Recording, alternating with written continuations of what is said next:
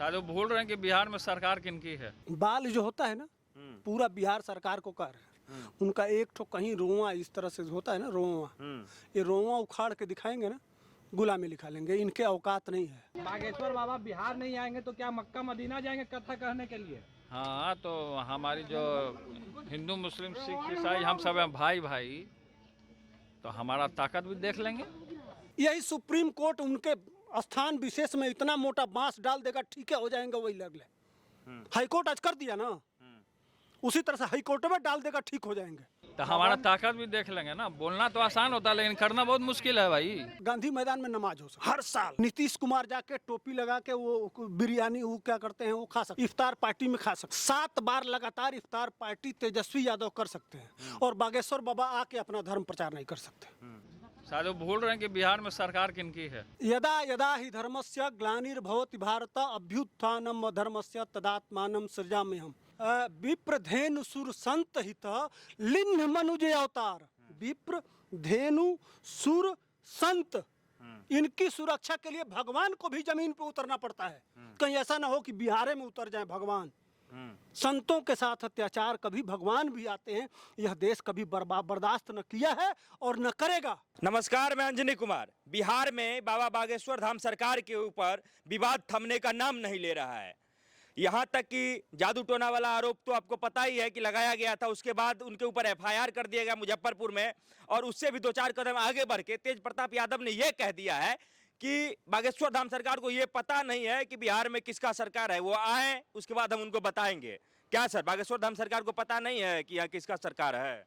खूब पता है, वो खुद एगो सरकार है, और उनके जो भक्त है ना, जिनके वो भक्त हैं बागेश्वर बाबा, वो इनके जैसे जिन सरकार को पुछिया में डाल के घुमाते हैं। इसलिए कि एक बार हनुमान जी गए थे लंका, क्या हुआ था, तो इनकी लंका जलने वाली है, ये भ्रम में है, भ्रम में जी रहे हैं। और ये क्या लेंगे भाई, वो इंसान नहीं है, उनका राइट संविधान नहीं देता है। कई मिनट टिकेंगे लोग कोर्ट में? संविधान में सबको अपनी बात कहने का अधिकार है। वो कथा करने आ रहे हैं, और स्वतंत्रता का बाकी लोगों को मिलेगा। एक जेडीयू का विधायक कहा था कि हम नाम भूल रहा हूँ, ठीक ना, तो वो कहा कि जब नुपुर शर्मा वाला केस हुआ था कि पूरे बिहार के हर जिले को करबला बना देंगे। हर जिले को करबला बनाने के लिए कहा था, समझ रहे हैं? वो क्या कर रहा था, आप कह रहे थे कि वो आते हैं हिंदू मुसलमान लड़ाने के लिए, और अगर ये इस तरह की बात करेंगे तो ऐसा कर देंगे वैसा कर देंगे। आपने उसका क्या उखाड़ लिया?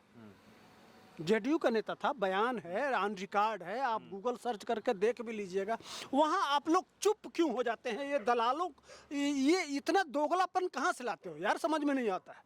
अगर निष्पक्ष होके आपके पास चश्मा है तो सबका बयान देखो ना कि किसने क्या बयान दिया।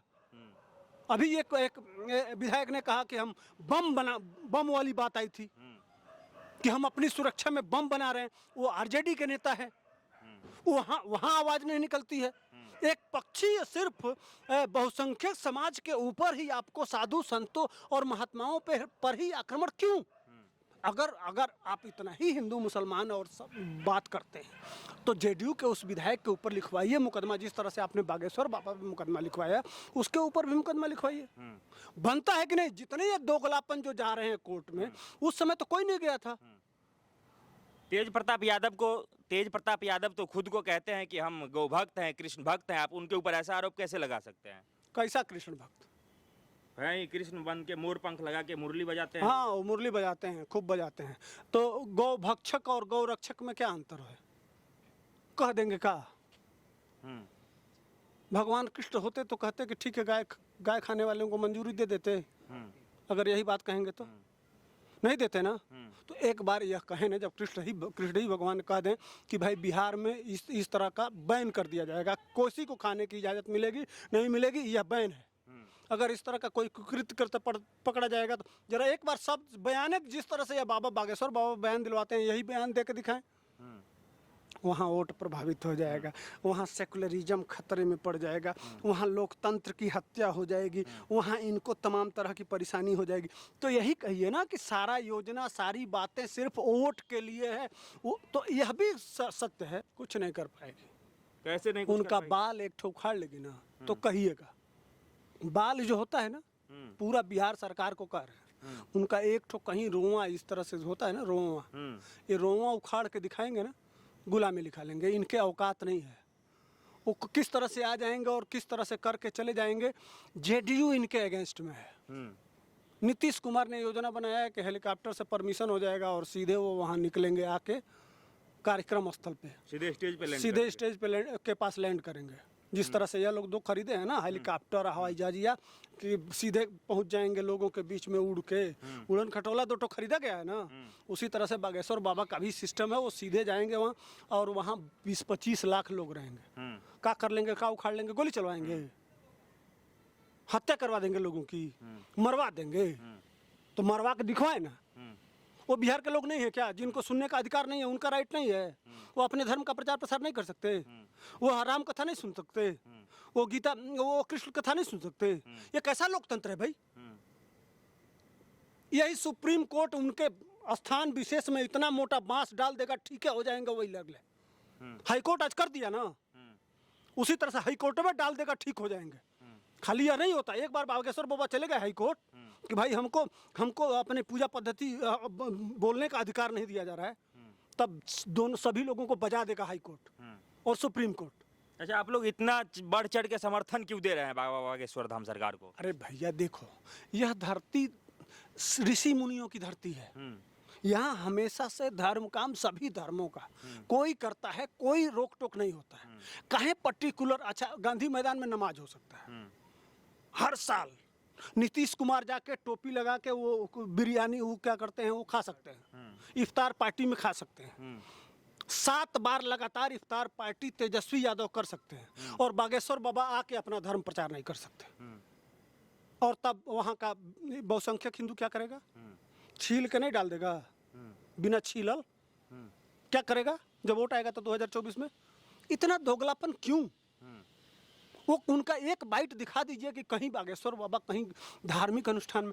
वो देखिए, हिंदू समाज ही कभी किसी धर्म के लोगों को अपने धर्म में लाता ही नहीं है।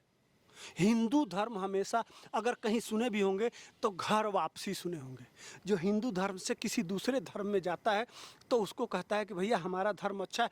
वो यही काम कर रहे हैं कि भैया दूसरी जगह चले आए हो, भूल भटक के घर आ जाओ। तो कौन नहीं चाहता है यार, आपके घर से कोई चला गया हो भूल भटक के, कहीं बाहर कमा रहा हो, भूल गया वो, और उसको जब होश आया, कल होश आया, वो अपने घर में आ गया, तो इसमें क्या गलती है? उसके ऊपर दबाव बनाने जाते नहीं है, उसको पैसा देते नहीं है, उसको कुछ करते नहीं है। ये तो कौन होते हैं रोकने वाले? बात करते हैं, घर वापसी करा रहे हैं, किसी का जबरन धर्म परिवर्तन कराए हो, कुछ बदलवाए हो तो बताइए, इनकी औकात है? वो यही काम करते हैं। अपने ज्ञान और बुद्धि और विवेक के बल पे वो चाहते हैं कि लोग हमारे धर्म में आए। स्वेच्छा से लोग आते हैं, उसमें इनको पीड़ा क्यों हो रही है, इनको दर्द क्यों हो रही है? दर्द इसलिए है कि कह रहे हैं कि बिहार जैसे आएंगे तो बिहार की शांति व्यवस्था भंग होगी, तो इसलिए हम इनको नहीं आने देंगे। कैसे भाई? वो आएंगे, लोग उनके नाम पे उग्र हो जाएंगे। पीएफआई से नहीं होता था।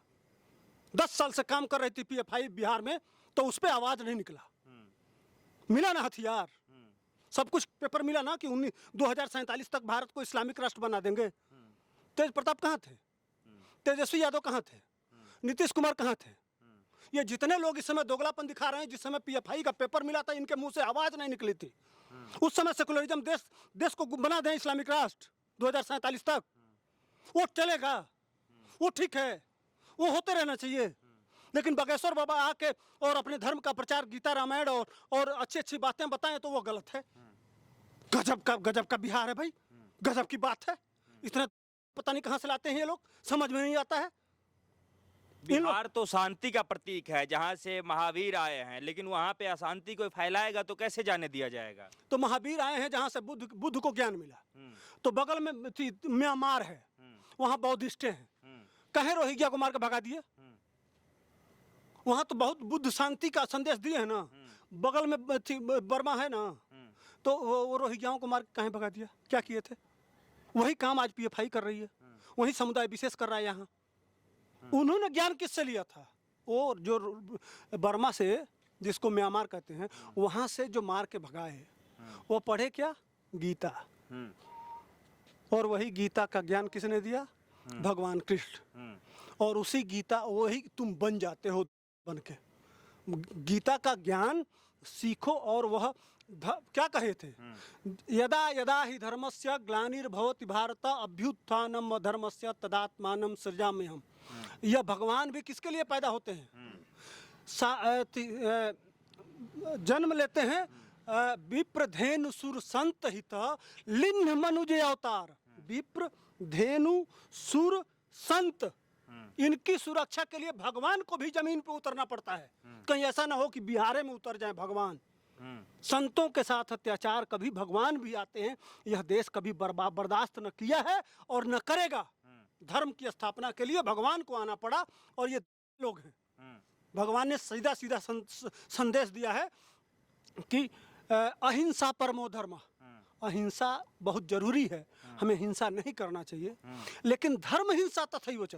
अगर आपके धर्म के ऊपर कोई बात आ जाए तो हिंसा भी जायज है। यह गीता का कृष्ण की गीता कहती है। तो ऐसा न हो बिहार के लोग धर्म हिंसा तथैव च मजबूर हो जाएं अपनी धर्म की रक्षा के लिए। ऐसी गलती मत कीजिए कि लोग धर्म के रक्षार्थ हिंसात्मक हो जाएं। मैं हिंसा को बढ़ावा कभी नहीं देता, लेकिन हमारे भगवान कृष्ण कह के गए हैं कि अगर धर्म पे आक्षेप हो तो अपने धर्म की सुरक्षा के लिए आप हथियार भी उठा सकते हैं। चलिए, बहुत बहुत धन्यवाद।